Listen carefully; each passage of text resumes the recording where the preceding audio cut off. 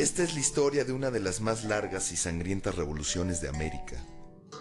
La época armada de la Revolución Mexicana duró desde 1910 hasta 1920 y cobró cerca de 1 millón de muertos y exiliados al pueblo mexicano. Hombres, mujeres, niños, campesinos, obreros, militares, burgueses, hacendados, políticos, todos por igual lucharon en contra y a favor de un poder central para crear el país que hoy conocemos.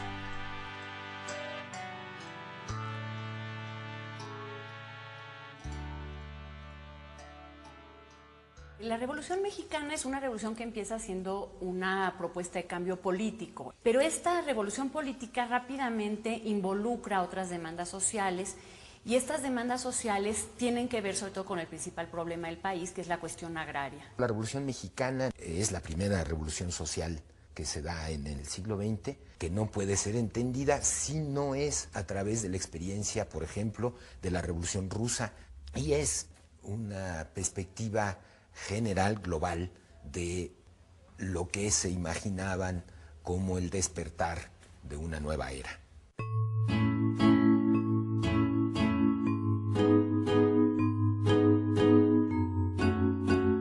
Quizás algunas de las razones de la revolución haya que buscarlas en el gobierno de Porfirio Díaz. Este general del ejército mexicano fue candidato a la presidencia 2 veces, en 1867 y 1871.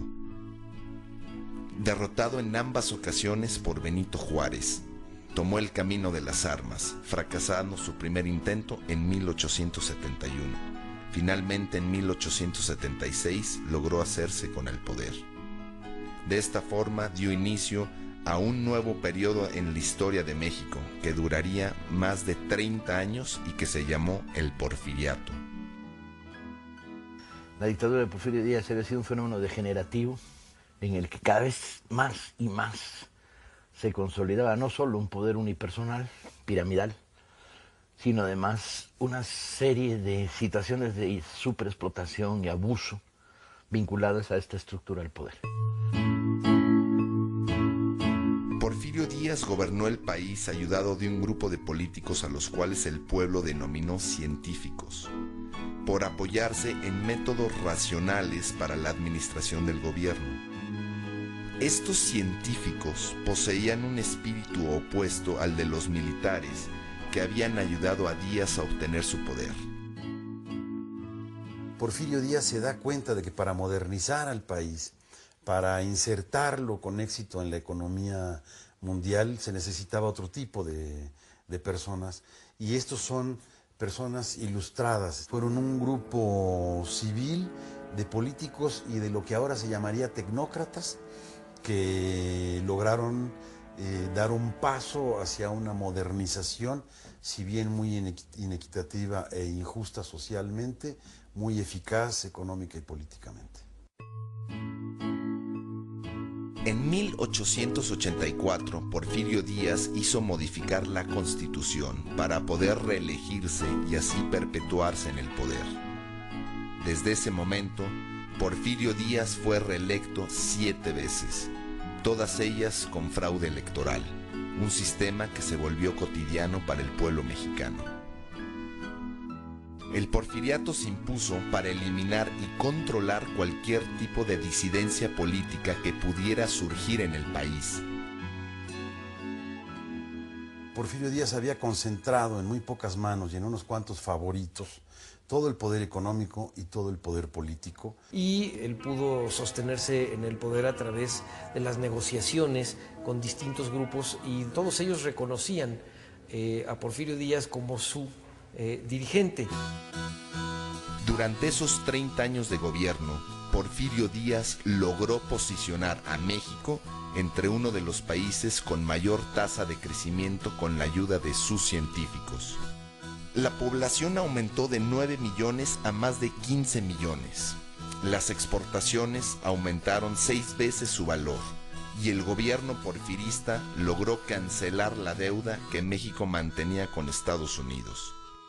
Porfirio Díaz, en sus 32 años de gobierno, promovió el desarrollo económico, creó un mercado interno, pero esto no se tradujo, no se desdobló en un bienestar para el resto de la población. Entonces, lo que tenías era un pequeño grupo de privilegiados muy rico y un gran país muy pobre.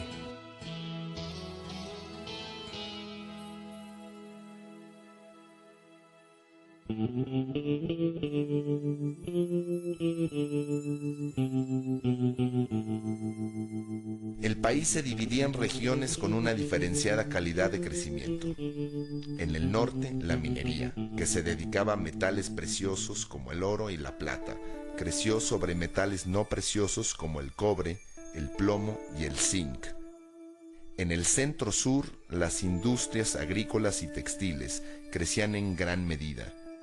Y en la región de Yucatán, el Enequén se volvía la fábrica principal de hilos y sal. Toda la economía crecía debido al aporte de empresas extranjeras. El ferrocarril, manejado por capitales extranjeros, extendió sus redes hacia todo el país, especialmente el norte, donde estaban los yacimientos mineros. Estas redes iban directo a los puertos y en algunos casos incluso cruzaban hacia los Estados Unidos, uno de los principales países con intereses en México. Se hicieron adelantos tecnológicos y la mecanización de las manufacturas sirvió a la industria agraria. De esa forma, las haciendas crecieron tanto en tamaño como en población. Debido a la ley de desamortización de tierras, las comunidades indígenas fueron perdiendo sus campos que fueron comprados a muy bajo costo por las haciendas. Así los campesinos tuvieron que emigrar hacia otras regiones para conseguir trabajo o mudarse dentro de las haciendas donde se colocaron como asalariados por casa y comida.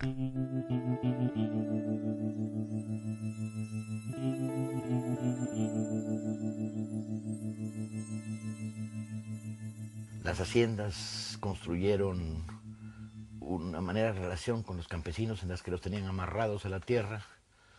Las tiendas de las haciendas les vendían a precio fijo y a crédito, de tal manera que forzaban una estructura de autoconsumo. El derecho de huelga no existía, los trabajadores eran perseguidos, había censura, la libertad de prensa estaba coaccionada, no había ningún espacio de disidencia política, era una sociedad que no tenía oxígeno. Había mucho descontento y entonces se utilizó mucho a un cuerpo armado que eran los rurales. Era una policía específica para el campo. Y cada vez que un hacendado se quejaba de que había un campesino rebelde o algo, llegaban los rurales, lo levantaban y se lo llevaban como soldado.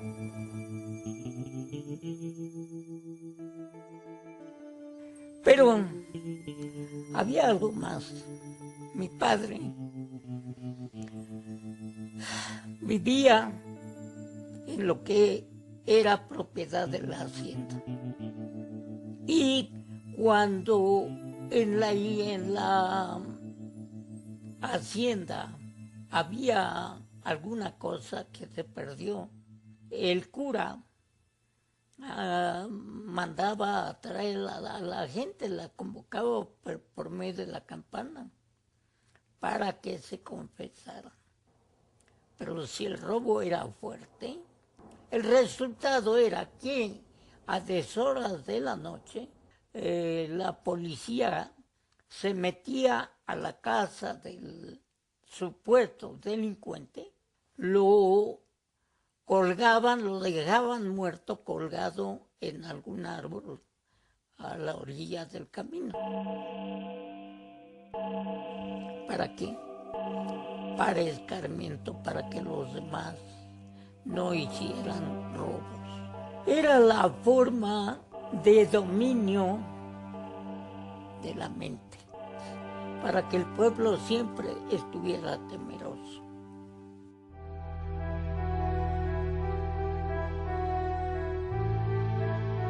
De esta forma, el país se fue polarizando en clase trabajadora dominada y clase pudiente poderosa. Fundamentalmente, las características de peonaje, esclavitud, condiciones asalariadas y de trabajo insufribles muestran el caldo de cultivo que era el porfiriato para una respuesta revolucionaria a una condición insostenible al interior del país. Empezaron a surgir hombres valientes. Fue el inicio del descontento generalizado, lo que dio motivo a que se empezara a pensar en un movimiento armado.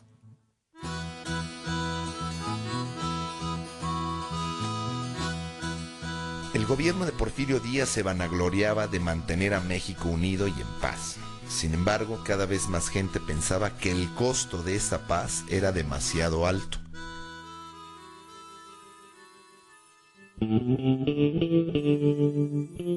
Los primeros en pasar de la crítica a la acción fueron los hermanos Flores Magón, políticos y periodistas originarios de Oaxaca. El inicio del siglo XX ve cómo este país va generando una disidencia cada vez más virulenta, en el origen acaudillada por los hermanos Flores Magón y una propuesta revolucionaria con gran contenido social que tiene base urbana, pero que es derrotada. Son las primeras expresiones armadas de un intento revolucionario que es considerado en ese sentido precursor. Pero al vivir en el exilio, este grupo tiene un impacto político, militar incluso menor en México. Además, con la radicalización que tuvo el grupo de Flores Magón, pues perdió muchos adeptos, muchos aliados que estaban buscando una salida más moderada en México, una salida básicamente electoral. En 1908, el presidente Díaz fue entrevistado por James Creelman, un prestigioso periodista estadounidense del Pearson's Magazine. En esta entrevista, Díaz reconocía que el pueblo ya estaba listo para elegir sus propios gobernantes y que él se retiraría al finalizar su mandato. Esto renovó las esperanzas de todos aquellos que anhelaban con fervor un cambio. Tanto los campesinos como la élite norteña veían con malos ojos el gobierno del dictador, un gobierno centralizado que imponía a sus gobernantes en los estados del país y que no permitía el ascenso político de ninguna clase. Los miembros disidentes de la clase alta y de la clase media intentaron limitar la influencia que ejercían los científicos sobre Díaz y propusieron a Bernardo Reyes para la vicepresidencia en 1910. Bernardo Reyes fue el militar más importante dentro del aparato de gobierno porfirista. Sin embargo, cuando Porfirio Díaz elige como su vicepresidente, y esto es como su heredero, a un miembro del grupo científico, los reyistas primero se enojan, se desilusionan y convierten su postura en una lucha, digamos, de oposición dentro del régimen. Conforme avanzó el tiempo, se fueron radicalizando y para 1908, 1909 representan la principal oposición al gobierno de Porfirio Díaz. Pero algo más importante, pasa de ser su principal hombre militar, el jefe nato del ejército porfirista, para convertirse en un muy importante opositor electoral. Porfirio Díaz, viendo el gran apoyo que Reyes poseía en la clase media, se negó a aceptarlo como postulante y lo envió en misión militar a Europa, un exilio disfrazado que Reyes podía aceptar o desobedecer. Bernardo Reyes aceptó una comisión que le impuso Porfirio Díaz para ir a estudiar a Europa asuntos militares. Era una reacción obvia por parte de Porfirio Díaz porque temía equivocadamente que Reyes era su principal enemigo, la mayor amenaza.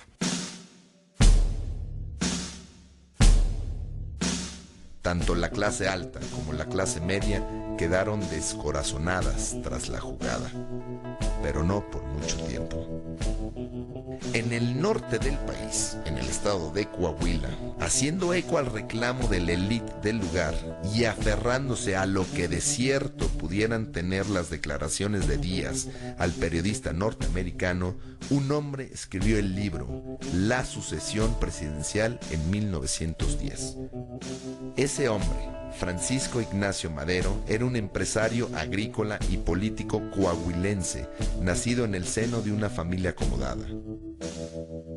Madero pertenecía a la que quizás era la familia más rica de México y más moderna, porque tenían haciendas, pero tenían también industrias, tenían inversiones financieras y eran consentidos del régimen. Entonces nadie hubiera podido pensar que Madero, hijo de esa familia, podría haber sido un revolucionario. Francisco I. Madero es, además de miembro de esta familia, es un liberal. Él se fue a educar a Europa, se fue a educar a Estados Unidos. Además, regresó simpatizante de las corrientes espiritistas. Entonces Madero, a través de un experimento de medium, escribió la frase amarás a tu prójimo como a ti mismo, y él dice, eso lo cuenta en sus memorias, cuenta que en ese momento él entendió que tenía que dedicarse a la política, porque para que el pueblo mexicano pueda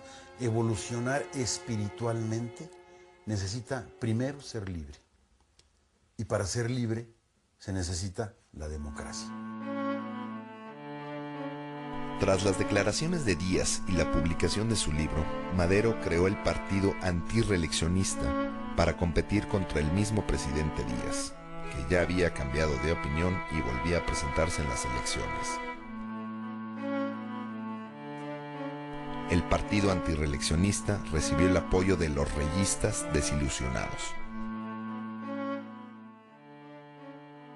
Por primera vez a lo largo de sus 30 y tantos años en el poder, Porfirio Díaz enfrenta una oposición auténtica. Esto es muy importante porque no solamente le dieron un mayor número, un crecimiento estadístico al antirreeleccionismo, sino que le dieron cuadros que provenían del sector político, cuadros que tenían experiencia. Entonces dejó de ser un movimiento de la sociedad civil inexperta, ajena al proceso político, y se acordó que se iría de gira por diversos puntos del país, prácticamente atravesar el territorio nacional, para organizar clubs antirreeleccionistas. Él, entre 1905 y 1909, establece contacto con personas independientes de todos los estados y va levantando muchas simpatías. Madero era una persona de muy poca estatura, de voz chillona, y sin embargo con un carisma fuerte, acompañado siempre de su esposa. Entonces tiene una red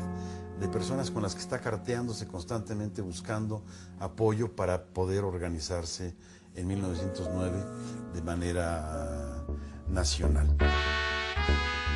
Pero Francisco Madero pretendía conseguir para su estado la autonomía local que el gobierno central impedía al imponer los gobernantes desde la Ciudad de México. Una vez lograda la autonomía, Madero planeaba acceder al poder político. Porfirio Díaz al principio pensó que Madero no sería problema y que con las elecciones arregladas ganaría tranquilamente. Pero el opositor seguía ganando adeptos y en su paso por la ciudad de San Luis Potosí, el gobierno decidió apresarlo bajo los cargos de conato de rebelión y ultraje a las autoridades. Así, en la cárcel, Madero no podía ser electo. Madero permanece en la cárcel y entonces él se da cuenta de que pacíficamente por medios legales no puede lograr nada. Y en esas circunstancias Madero va pensando cómo rebelarse.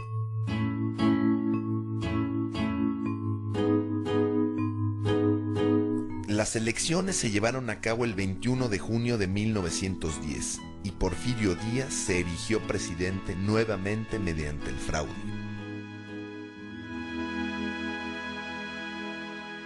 Esas elecciones son la muestra de que no hay una salida política electoral a la dictadura porfiriana y eligen el camino insurreccional.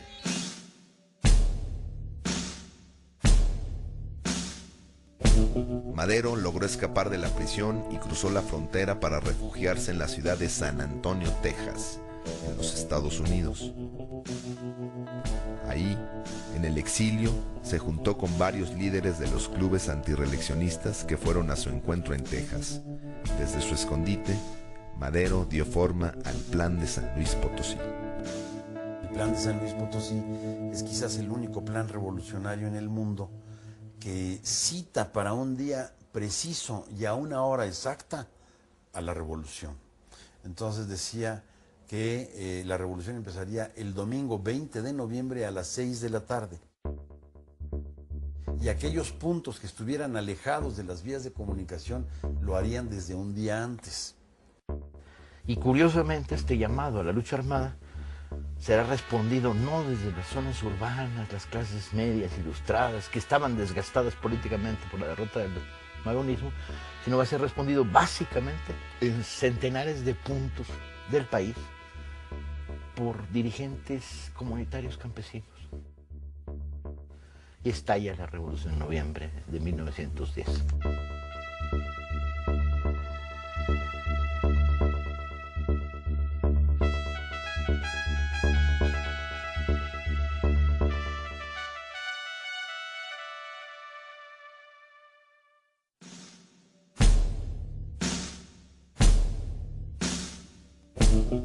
Desde la entrevista que Porfirio Díaz otorgara a Creelman, los ánimos del país habían ido cambiando.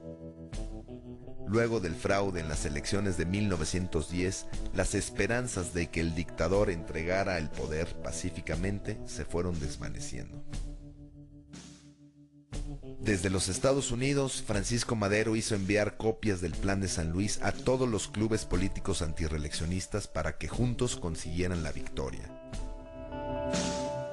Madero llamó a las armas y quienes acudieron a su llamado no fueron sus antiguos simpatizantes, los miembros del Partido Nacional Antirreeleccionista, sino que los que aceptaron su llamado fueron grupos rurales concentrados en cierta zona del país que tienen otros objetivos. Les interesaba mucho menos la no reelección de Díaz que la consecución de la tierra.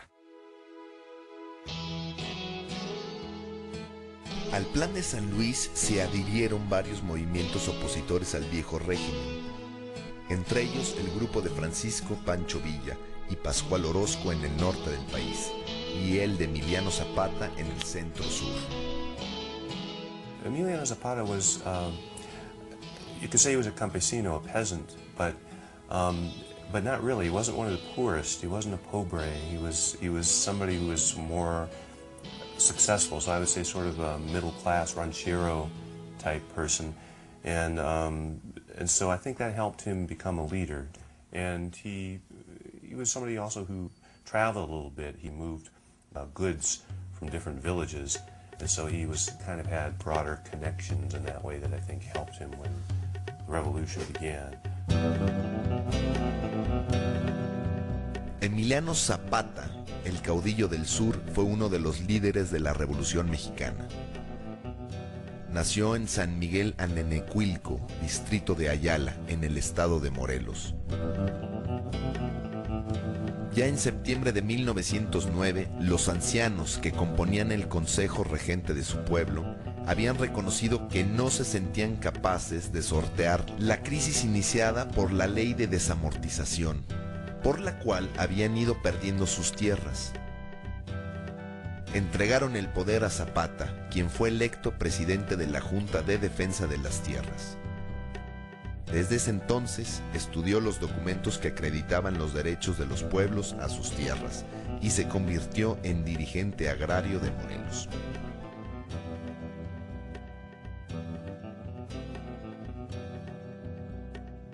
El zapatismo, estamos hablando de pueblos ancestrales, arraigados a la tierra, y que precisamente su movimiento armado es por la defensa de estas tierras que les fueron usurpadas. Zapata lo que quería es que los pueblos vivieran en paz.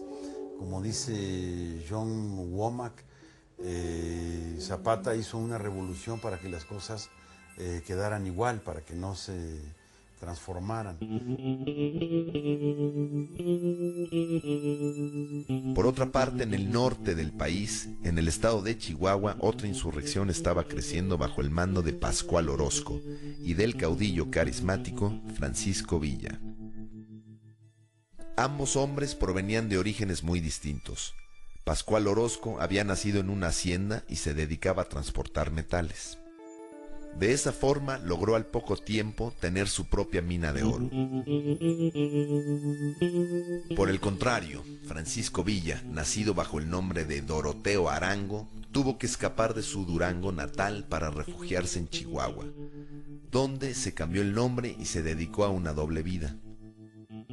Por un lado, trabajando como arriero y empleado de compañías extranjeras, y por otro, dedicándose al hurto de ganado, práctica que a los ojos de muchos no constituía un delito, ya que las tierras en las cuales el ganado pastaba había sido arrebatado a los campesinos.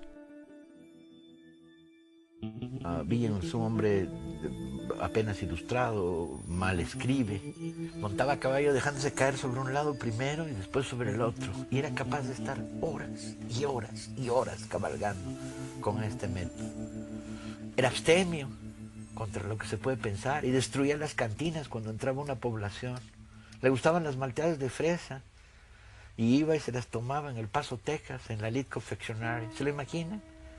Personaje alto. Lo pensamos en blanco y negro y pensamos que era moreno, y no, era lo que llaman en México un güero de rancho, de pelo color castaño, rizado, y entraba ahí con sus cananas y decía, 2 malteadas de fresa. Personaje singular. The Villistas are a little bit more diverse of the social movement, and that flavors what Pancho Villa stands for. Zapata is much more like a class movement with a very clear goal, which is land and liberty, summarizes it pretty well. Pancho Villa never really writes down what he wants nearly as clearly, and so the historians argue, to what degree did he really want to do land reform? To what degree did he really care about various aspects of social reform? The similarities are that they both have a kind of small town or village, lower class connection, so they're both popular leaders, and in the big history of the revolution, they're the two that are become the most mythified in a way.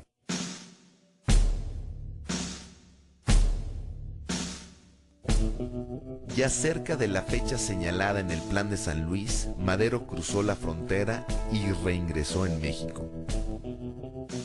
El 20 de noviembre se dieron varios estallidos en diferentes estados del país como Chihuahua, Coahuila, Veracruz, Morelos y Guerrero.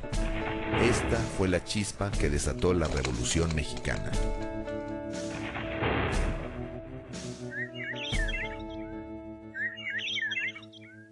Zapata, dada el lugar, la región donde operaba más bien en forma de guerrilla. Francisco Villa tenía toda una división de muchos miles de soldados y enfrentaba al gobierno en grandes combates. Pero en el fondo, los dos eran representantes de la gente humilde. Conforme empezó a haber noticias de grupos revolucionarios que tenían éxito, el descontento social que existía tanto en las clases bajas como en las medias, desde luego, y en una buena parte también de las clases altas, pues se manifestó a favor y se fueron uniendo.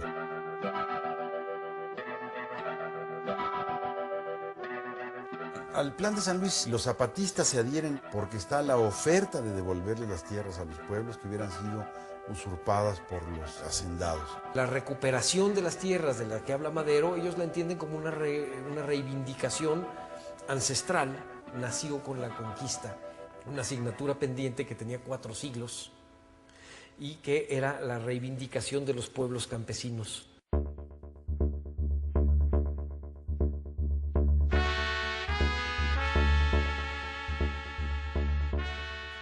Todos los jefes de las fuerzas revolucionarias de Morelos, en reunión, nombraron a Emiliano Zapata jefe supremo del Movimiento Revolucionario del Sur, que después pasaría a llamarse Ejército Libertador del Sur. De esta forma, la figura y poderío de Zapata quedaban instaurados. Era el jefe de una de las zonas de guerra más estratégicas, dada su proximidad con la Ciudad de México, centro del poder político y por tener acceso a los caminos de entrada y salida al Distrito Federal. En el norte del país, la insurrección tomó fuerza especialmente en Chihuahua, donde era comandada por Villa y Orozco.